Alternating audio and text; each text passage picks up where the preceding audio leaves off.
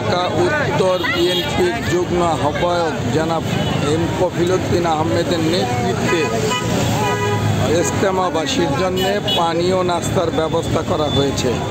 আপনারা দেখেন, তার এখানে উপস্থিত আছে ঢাকা উত্তরের সম্মানিত সদস্য জনাব মোতালিব হোসেন রতন এবং আরও অনেক নেতৃবৃন্দ। তাদের নেতৃত্বে এখানে পানি ও নাস্তার ব্যবস্থা করা হয়েছে। বিএনপি অনেক ভালো ভালো কাজ করছে, যার মধ্যে আপনারা দেখে থাকবেন শতাধিক জায়গায় কম্বল বিতরণ করা হয়েছে, রাস্তাঘাটের উন্নয়নমূলক কাজ করছে। এসব কারো চোখে পড়ছে না, শুধু বিএনপির বদনাম ব্যতীত আর কোনো কিছুই যেন অনেক লোক দেখছে না।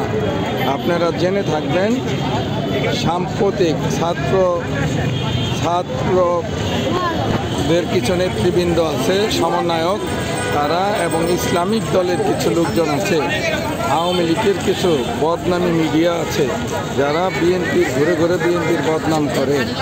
হাজার হাজার কোটি টাকা যেখানে চাঁদাবাজি হয়েছে সেসব নিয়ে কথা নেই, বিএনপির ভালো কাজ নিয়ে কথা নেই, কিন্তু সামান্য কিছু দুষ্কৃতিকারী হয়তো কিছু কাজকাম করছে, তাদের বদনামে উঠে পড়ে লেগে থাকে সবসময়। বিএনপির বদনামে সব সময় দেখবেন, এগুলি সত্যি সত্যি দুঃখজনক, সত্যি দুঃখজনক। বিএনপির ভালো কাজগুলো দেখবেন, বিএনপির সঙ্গে থাকবেন। সবাই ভালো থাকবেন ইনশাল্লাহ।